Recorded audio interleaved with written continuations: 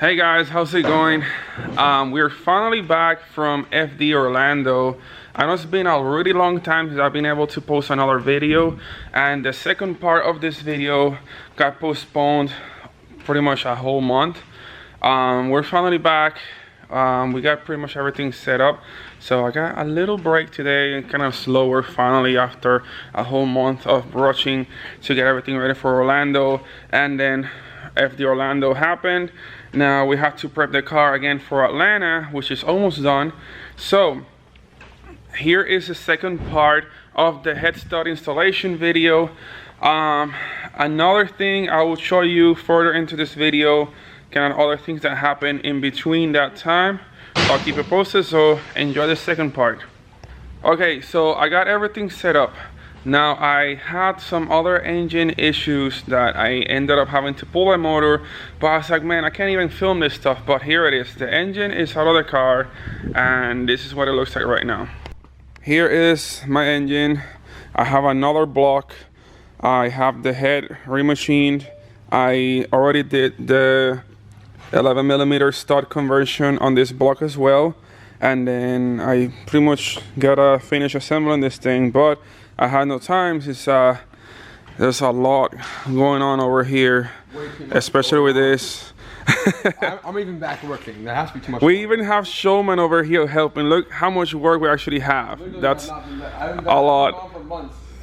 Stop working my normal job to come back working here. Look at that. Then I gotta do all these bumpers today. There's other replacement bumpers for the S15, so I gotta put all the clips on. I don't know if you already guys saw how I did all these little holes.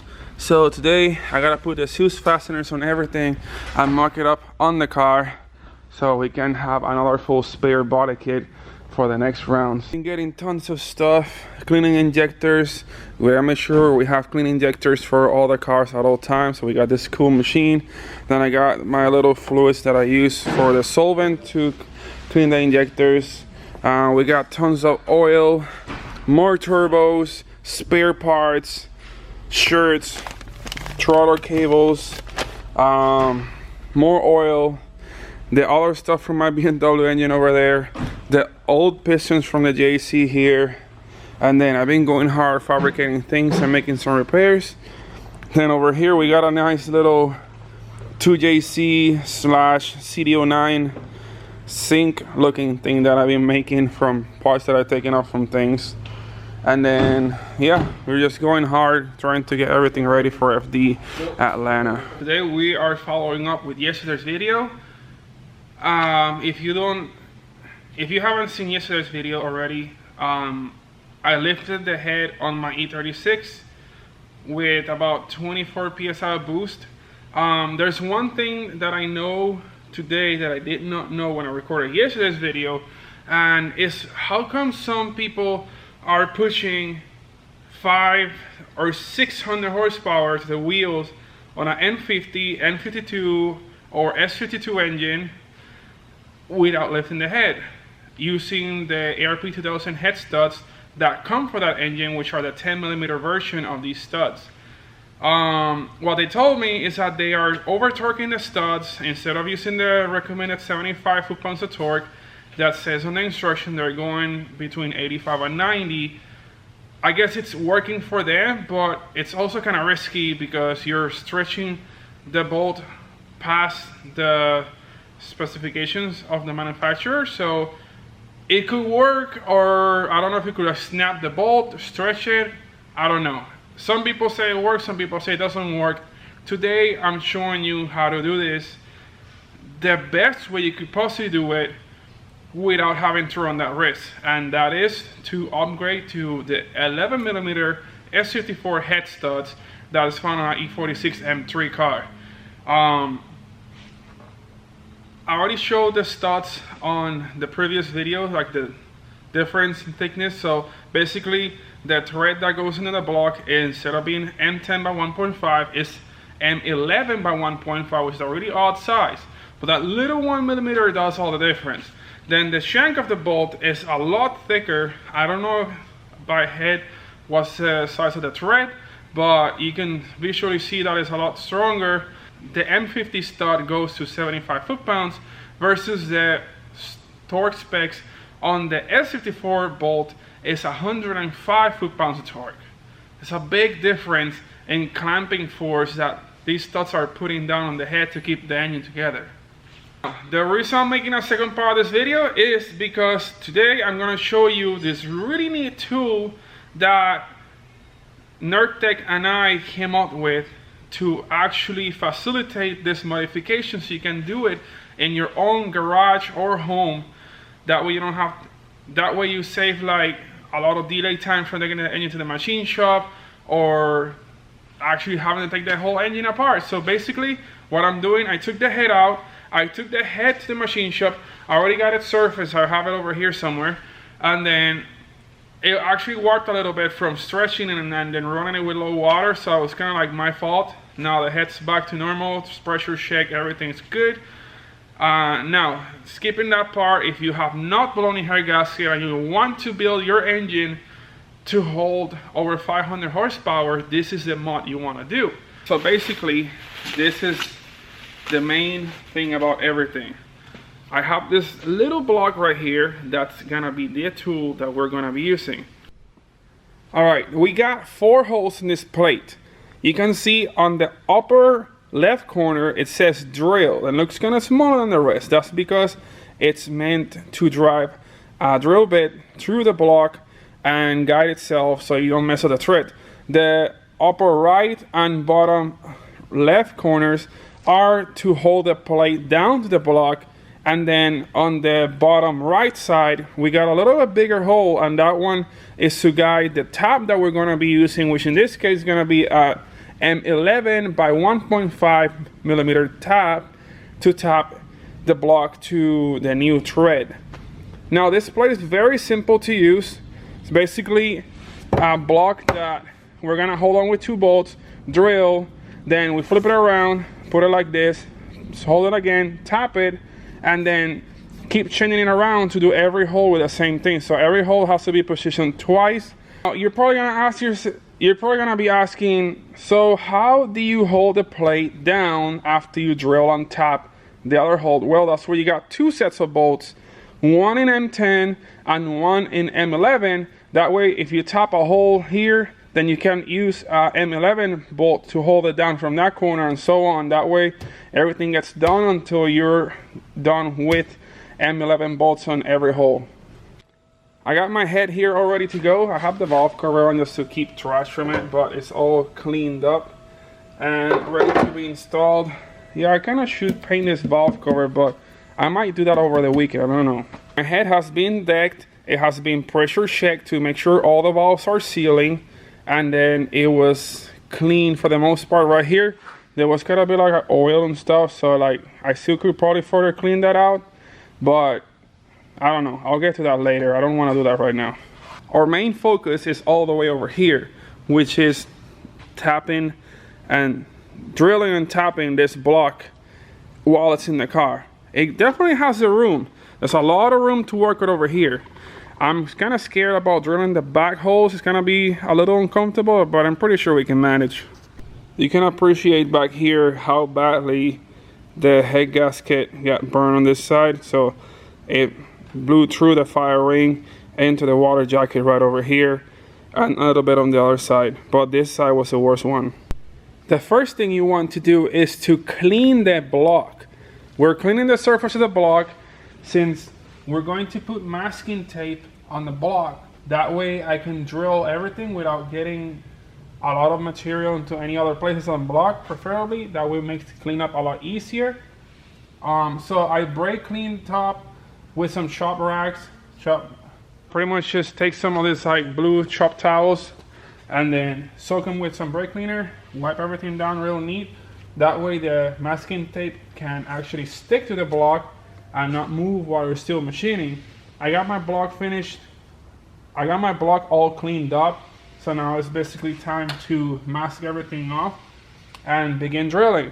Oh, also another important thing, make sure to remove all the oil that's left over on these holes. That way when you're drilling, you don't just get a bunch of like metal shavings stuck with oil on the bottom. So that way it makes cleanup a lot easier. The block all masked off, and then I also, with the drill bit, I poked the holes where I'm gonna be drilling at to make it easier to line up. With this kit, we got our plate, we got the 2 bolts that we're going to be using to hold down the plate, which go pretty much like this. Then we tighten those, drill, flip it, tap, then we can take this off. Then if you want to move it over, you then are going to use I think it's one of these, and then a regular one of these, drill, flip around, tap, then rotate it again. Then you're gonna be using that one there again, and then this one still stays the same, drill, tap. Then when you flip it around, then you're gonna take this one off again, you're gonna use this one, and now you have all these 3 are done with the 11mm. Then drill tap this one, then it's done with this part, then flip it over to do the next 2 and the next 2. Going back with our kit, we got 3 drill bits, and then I got this thing to make the drill line really nice and straight. I got 2 taps. I got a 3rd one just in case. I don't know how bad it's gonna be, so I just wanted to make sure.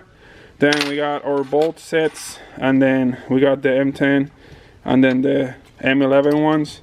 This one I forgot what it was for, and then these 2 I forgot what they were for. We got the plate. We're gonna put it on pretty much like this. Then we're gonna put the bolts where it says hold. So it's gonna be these 2 corners. And we're gonna drill right here.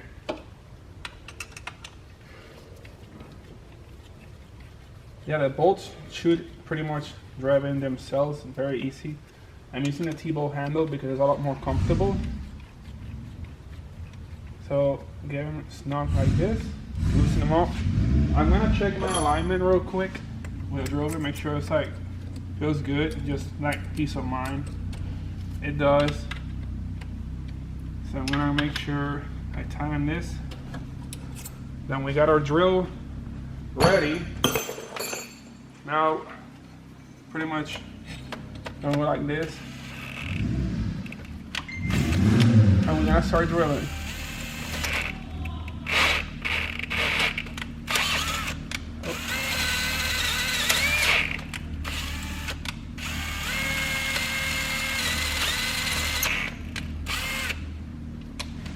Now I'm gonna remove the 2 bolts.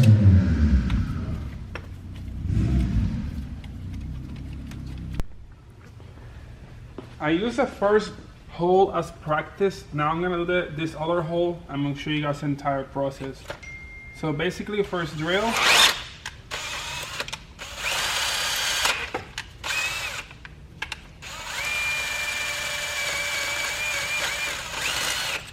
You pretty much feel when you get to the bottom. It's very easy to tell.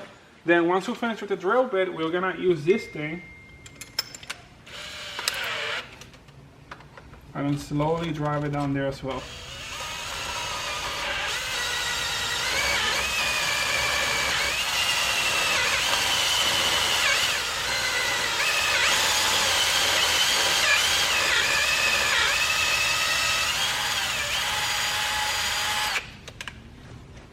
Now we take this off, and then before tapping it, we're going to vacuum the metal dust.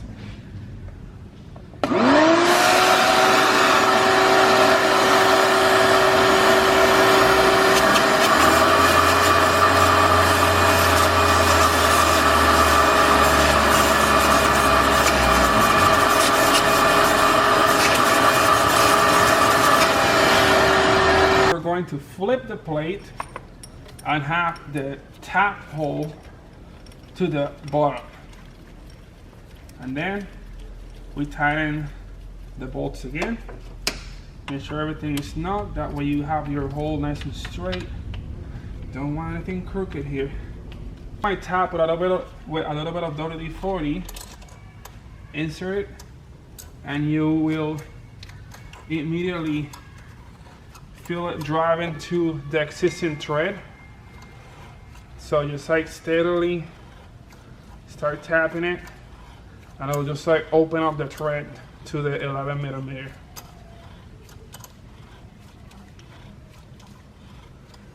Sometimes I like backing off a little bit. Makes it easier to rub in. Then you'll feel it hit the bottom when it gets like insulated really hard.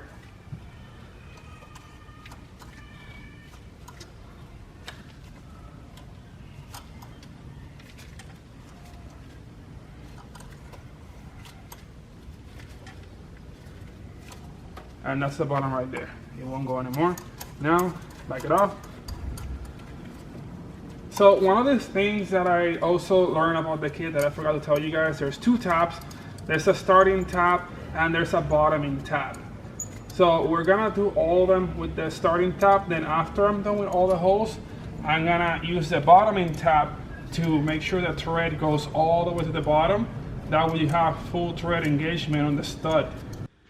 Now it's time to get all of these other holes done with the same process. So now that you learned how that part is, I'm just gonna do the rest, and then I'm going to show you about the bottoming tab and what exactly does it do.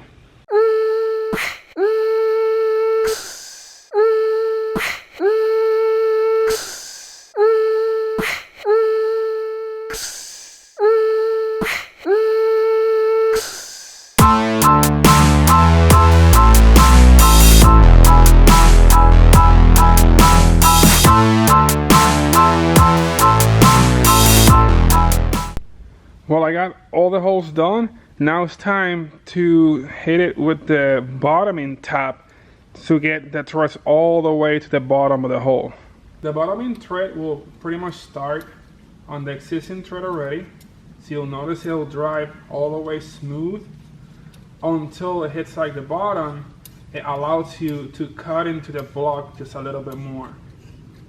See, now it started getting hard, so I'm gonna like 1.5 turns more than with the regular tab. So you wanna make sure you get the threads all the way in, that way your stud gets fully seated where it needs to be. That process took forever, but we're done. So now the next thing I'm doing, I'm using this giant drill bit. This is a 3/4 inch drill bit. And I'm using this to chamfer the edge of the drill holes. That way when I put the studs, it got itself easier. Also doesn't have small thread sticking all the way to the top that can lift and like make sure that you get the stud to torque properly. It doesn't bring any metal up into the head. This is what the holes look like without the chamfer, and then this is what they look like after the chamfer. So it just opens up the edge. Give it a nice little conical starting point. And now the moment of truth.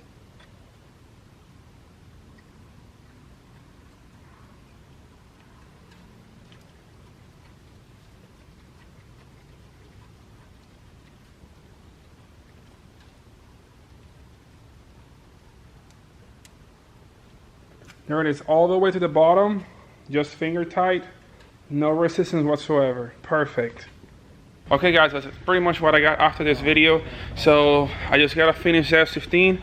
Last thing I will keep you guys is that we are changing all the fluids. That's one of the things we're gonna be doing after every run. We're gonna be replacing the engine oil, transmission oil, differential oil, and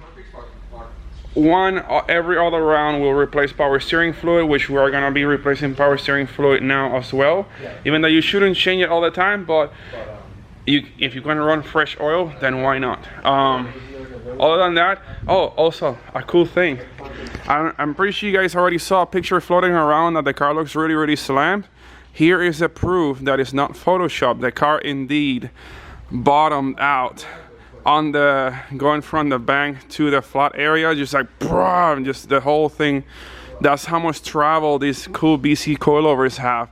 and this car is literally slammed on the ground, three-wheeling action, and it looked really cool. But the only problem, the aftermatch, I have to now fix this because the exhaust hit on the ground, and so did the differential. But the differential got that nice cool skid plate, so it did not break the diff, but the exhaust, well, the hanger kind of broke off, so I gotta fix that today. Well guys, that was a really bad thing on video wise, so I have a couple other videos that I had finished, but I could not post before I finish and post this one. So after this video I should have a couple videos also to post up. Then we're gonna be on the road, so I have no excuses to edit, so I'll have plenty of time to just be editing on the road. So I'll get some of these videos rolling for you. I have a lot of good things, and then also I'm looking forward to do some on the road vlogs with the guys and see what kind of adventures we end up having this summer. So stay tuned, please smash that like button and subscribe for more awesome content. I'll see you guys later.